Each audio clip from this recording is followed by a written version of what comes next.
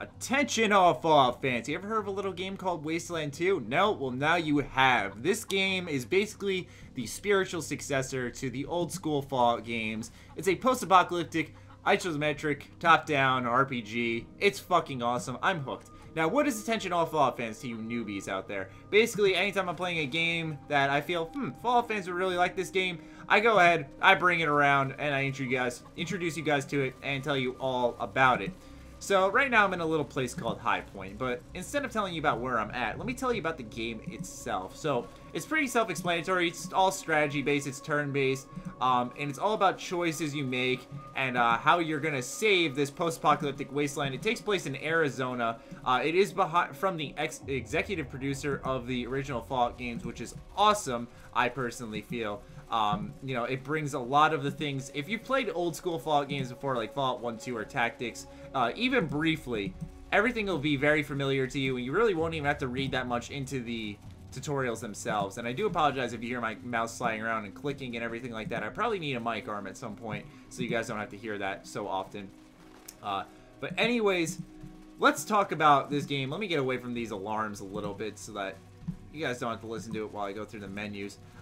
Anyways, when you start off this game, you can actually totally customize your squad. I have a few followers with me, so that's pretty cool. Oh, god damn it, I didn't even hop in. Ugh, wow, I feel really stupid. I thought I'd just click on it, you know, they teleport me in here and then bring me up, and now we gotta watch this whole cutscene, because this game is old school in that fashion where, you know, certain little things like these can be a pain in the ass. Let's get back down here, though. Anyways, like I said, when you start this game, you can customize all your characters. And as you can see, I have some funny names for all of them. So, you can write up like a biography for them. So, Mr. Matty plays, as you can see here, he's the only remaining YouTuber in the Wasteland. He's struggling to survive in order to bring in a whole new generation of YouTubers. Solid Snake is the world's greatest soldier, now turned into the greatest survivor. I had a little typo there. Oh, that pisses me off. I was doing this at like 1 in the morning, though, last night. Artyom from Metro 2033, you know, he's out of the Metros and now he's looking for some more post-apocalyptic exploration and shit here. So that's awesome. And then Butch Deloria, you gotta help him. His mom is stuck in there with the rat roaches, also good with stealth and sniping. And then, you know, like I said, as you go on, you can acquire followers, which are almost like bonus party members. Like, this is a prisoner I rescued. This was a person at the camp that you first start off with.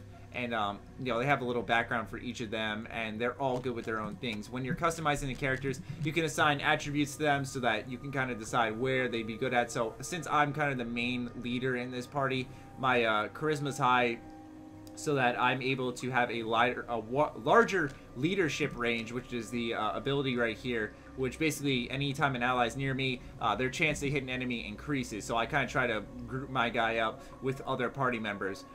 Solid Snake, on the other hand, is just good with weapons in general. He's good with weaponsmithing, he's good with assault rifles, so that's always great. Artyom, on the other hand, is like our medic. He's good with melee weapons and submachine guns.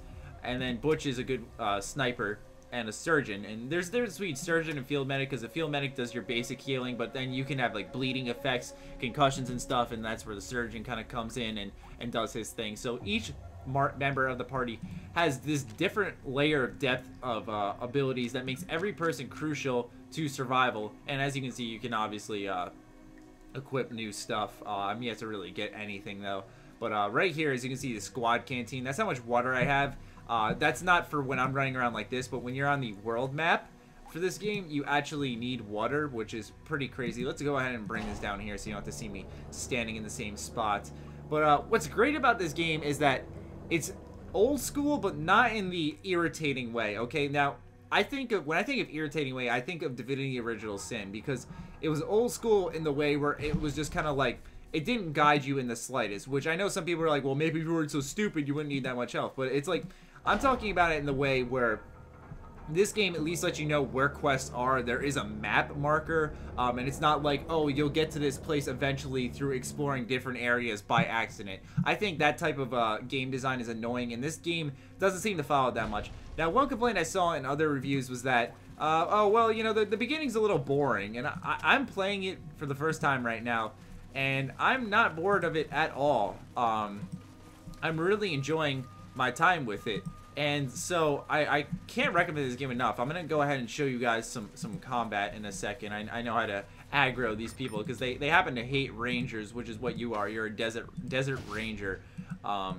So right now, someone very important to these people is buried in this grave right here. So we're gonna go ahead and say fuck it, and we're gonna dig it up.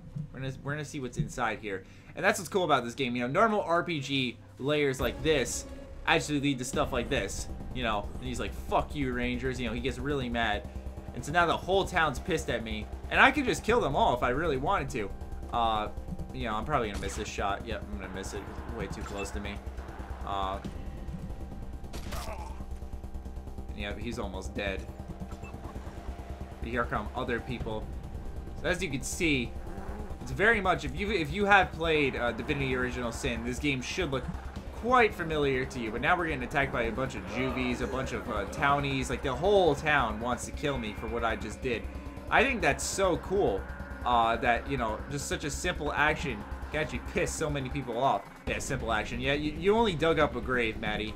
Not that big of a deal, but it's a little difficult where, you know, you're going to see me miss a bunch of shots, and we don't have any cover. I might get fucked up here, but it's alright. I saved beforehand. I just wanted to show you guys some of the combat.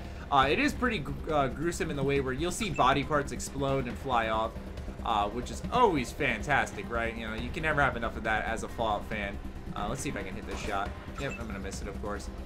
Lost control. So there goes Vulture's Cry, and you can't control all of your followers as much as you'd like. Sometimes they go off and just do their own thing because they're just very annoying. But that's okay. And as you can see right there, there's another layer. Weapon jam. So I'm going to have to unjam my weapon next turn and maybe get a shot off. Who knows? But as you can see, this follower right here, Angela Death, you got to make sure you get her, man. Holy crap, is she useful. Oh, right as I say that, your weapon jams. That's just my luck. But as you can see, this is kind of the game.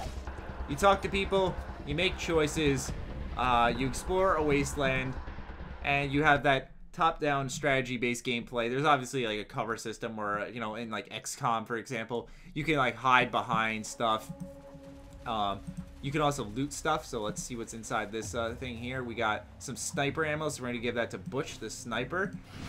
We have large ring and Teddy Ruxpin, so we're just going to take that, and we can just sell this junk to whoever we want later on at a store or whatever. But, you know, you'll just be kind of exploring, and you'll just run into, like, random quests and stuff, but they're conveniently placed where it's not like you have to go all the way out of your way to do so, to do anything, which is perfectly fine. But yeah, I don't want to show you guys too much of this game because, first off, it's a pretty long game, so the more you see of this game, the more you're gonna, like, I feel like you're not gonna want to play it because you don't want to have so much of the beginning spoiled for you. So I want to give you guys a basic breakdown of this game. Just wait for a Steam sale. There's gonna be one coming up soon for spring, I'd imagine, and this game will probably be half price at like 20 bucks. And I picked it up just for the future, just like, oh, you know, I know I'm gonna play this at some point. I know I'm not gonna be able to play it now. I picked it up during the Christmas sale. And I don't regret it at all. This game is fucking awesome. I love every bit of it, and I can't recommend it enough to both old school and new Fallout fans alike. So, hope you guys enjoyed this episode of Attention All Fallout fans. Other than that, I'll catch you guys in the next video. Stay sexy, stay active. I love you all.